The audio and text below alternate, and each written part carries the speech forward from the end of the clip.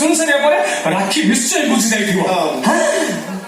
ମାମିଲି କଣ ପାଇଁ ଜାଣିପାରୁନି କଣ ମାମିଲି ତମେ ଜାଣିନ ବାପାଙ୍କ ବିନା ଅନୁମତିରେ ତଥର ପତ୍ର ବି ହଲେନି ରୋହନ ତ ମୁଁ କହିଦେଲା ଗୋଟେ କହୁଛୁ ଘରେ ପାଉଛି ସେଟା ଚାଲିଗଲା ତା ଘରକୁ। ଆରେ ରୋହନ ପାଇଁ ପ୍ରସ୍ତାବ ପଡୁ ପଡୁ ସୁନ୍ଦରୀ ଝିଅମାନଙ୍କର ଲମ୍ବା ଲାଇନ ଲାଗିବ ଆଉ ସେମାନେ ସମସ୍ତେ ମୋରି ପରି ସୁନ୍ଦରୀ ହେଇଯିବ। ଓହୋ ତମେ ଟିକେ ରୁହ ଭାଇ ରାକ୍ଷୀ ମୁଁ କହିଲ ନା ତା ବାପା ତା ଭାଇ ସମସ୍ତେ ରାଜି ହେଲେ ନା ଭାଇ ତମକୁ କିଛି କହୁ ନାହିଁ। ସେ ହଁ କହିଲା ରାଜି ହେଲା ମୋ କଥାରେ ଭରସା କଲା ବିଶ୍ୱାସ କଲା କିନ୍ତୁ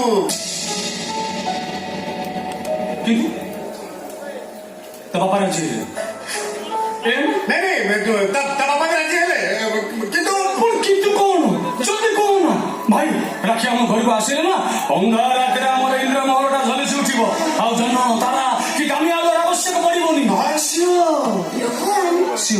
ତମେ ମତେ ଭଲ ଭାବ କି ଖରାପ ଭାବ ମୁଁ ବଞ୍ଚିଥିବା ପର୍ଯ୍ୟନ୍ତ ଏ ଇନ୍ଦ୍ର ମହଲକୁ ମୋର ସୁନ୍ଦରୀ ଆଉ କେହି ଆସିବେନି କଣ ମତେ ଆସିବା ଗୋଟେ ସୁଯୋଗ ଦେଇନି ଆଲୋ ଉର୍ବଶୀ କହିଲା ମୁଁ ଏ ଇନ୍ଦ୍ର ମହଲରେ ଉର୍ବଶୀ ତମ ଭାଇ ସିନା ଇନ୍ଦ୍ର ମହଲ ଦେଖିବାକୁ ନଦୀ କୁଶ୍ଚିତ କଦାକାର ଆଲୋ ମୁଁ ତ ଉର୍ବଶୀ।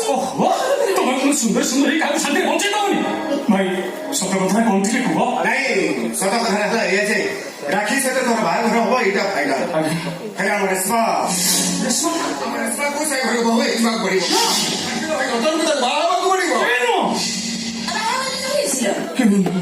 ଆଲୋ ମୁଁ ଗେଲି ନନ୍ଦ ରେଶମା ଯେ ନିଦରୁ ଉଠୁ ଉଠୁ 3-4 ଚାକରାଣୀ ମିଳିକି ଯାଆନ୍ତି ସେ ଗୋଟେ ବାହା ହବ କୋଉଠି ଛୋଟ ଲୋକର ପୁଅକୁ ରୋହନ ଏକଥା ତମେ କଣ ସହିପାରିବ ନା ତମେ ତମ ପ୍ରେମକୁ ପାଇବା ପାଇଁ ରେଶମାର ଭବିଷ୍ୟତ ବାଜି ଲଗେଇଦବ ଏ କାମ ମୁଁ ମୋଟେ ହବାକୁ ଦେବିନି।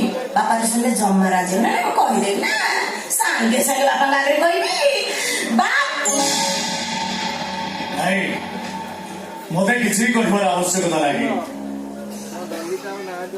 ତମର ସବୁ କଥା ମୁଁ ଶୁଣି ସାରିଛି। ବାପା ରୋହନର ପାଗଳାମି ଦେଖନ୍ତୁ ଆପଣ କିଛି ନ ଜାଣିକି ଆପଣଙ୍କ ବଡକୁ ବି ସେ ରାକ୍ଷୀରୁ ପଠେଇ ଦେଇଛନ୍ତି ତାକୁ ବୁଝେଇବା ପାଇଁ। ଜାଣିଛି ମୋ ପୁଅ ସେ ଝିଅକୁ କେମିତି ପାଗଳ ପରି ଭଲ ପାଏ ସେ କଥା ମୁଁ ଜାଣିଛି ତା ବିନା ରୋହନ ବଞ୍ଚିବା ଅସମ୍ଭବ ଏ କଥା ମଧ୍ୟ ମୁଁ ଜାଣିଛି।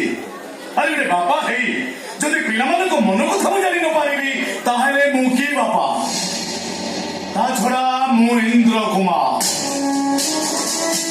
ମୁଁ ଇନ୍ଦ୍ର ମହଲ ନୀତି ନିୟମ ଆଦତ ପାଇଲା ଏ ହଉଛି ଟିକେ ଅଲଗା। ବାପା ଭାଇ ରାକ୍ଷୀକୁ ବୁଝେଇକି ଆସିଛନ୍ତି ମୁଁ ଠିକ ଜାଣିଥିଲି ଭାଇ ଯିବେ ମାନେ ରାକ୍ଷୀ ନିଶ୍ଚୟ ବୁଝିଯିବ।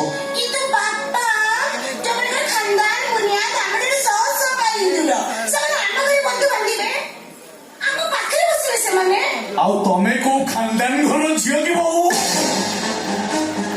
ତମ ବାପା ପରେ ତମେ ସାଧାରଣ ଗରିବ ଲୋକ ଆଜି ସିନା ତମେ ଇନ୍ଦ୍ର ମହଲର ବଡ ବୋହୁ ହେଇଯାଇଛ। ସିନ୍ଧା କଥା ତମ ସାର କରିବେନି ନା ସିନ୍ଧା କଥା ତମ ସାର କରିବେନି ଉର୍ବଶୀ ସୁନ୍ଦର ଥିଲେ ବୋଲି ଆପଣ ଜିଦ୍ଦି କରି ବୋହୁ କରି ଜାଣିଛନ୍ତି। ଠିକ ସେମିତି ଆଉ ଜଣେ ସୁନ୍ଦରୀ ମୋ ପୁଅ ରୋହନକୁ ବାହି ଏ ଘରକୁ ବୋହୁ ହୋଇ ଆସିବ। ପ୍ରଶସ୍ତ ନଈର ପାଣି ବେଳେ ବେଳେ ଗୋଳିଆରେ ମା କିନ୍ତୁ ଝରଣାର ପାଣି ବହୁତ ମିଠା। କହୁଥିଲି କି ଆମ ରେଶମା ସେ ରାକ୍ଷୀର ଭାଇକି ବାହା ହବ ତା ନହେଲେ ରାକ୍ଷୀ ରୋହନ ବାହାଘର କେବେ ବି ସମ୍ଭବ ନୁହଁ। ତା ଭାଇର ଏକା ଅଛି ତାଙ୍କ ଘର ଝିଅ ଏ ଘରକୁ ବୋହୁ ହେଇ ଆସିବ ମାନେ ଏ ଘର ଝିଅ ବି ତାଙ୍କ ଘରକୁ ବୋହୁ ହେଇଯିବ। ମୁଁ ତ କେବେ ମୋ ପ୍ରେମ ମୁଁ ଭଲ ପାଇବାକୁ ବଞ୍ଚେଇବାକୁ ଯାଇ ମୋ ଭଉଣୀର ଇଚ୍ଛା ଅନିଚ୍ଛାକୁ ବିଚାର ନ କରି ମୁଁ କେବେ ତାକୁ ସେ ଘରକୁ ବୋହୁ କରି ପଠେଇ ପାରିବି। ମୁଁ ଯେମିତି ଏ ଘରର ପୁଅ ସିଏ ବି ସେମିତି ଏ ଘରର ଝିଅ ମୋର ଏଠି ଯେତିକି ଅଧିକାର ତାର ବି ସେତିକି ଅଧିକାର ମୋ ସ୍ୱାର୍ଥ ପାଇଁ ତାକୁ ଜଳାଞ୍ଜଳି ଦେଇ ଆଉ ବଞ୍ଚିବି କାହିଁକି ବରଂ ମରିବି। ମୁଁ ନେଲି ଦେଖିବ ଦିନ କେଇଟା ଭିତରେ ସେ ରାକ୍ଷୀ ତମ ମାନ ଭିତରେ ବାହାର କରି ମୁଁ ବଙ୍ଗୋପସାଗରକୁ ଫୋପାଡ଼ି ଦେବି। ନାଇଁ ବୋହୁ ନାଇଁ ତା କେବେ ବି ହେଇପାରିବନି କେବେ ବି ହେଇପାରିବନି। ରୋହନ ସହିତ ରାକ୍ଷୀର ବାହାଘର ହବ ଆଉ ରେଶମା ରାକ୍ଷୀର ଭାଇକୁ ବାହା ହେବାକୁ ବାଧ୍ୟ ହବ ଏଇଆ ନା ବାପା। ବୁଝିଗଲି ମା ବୁଝିଗଲି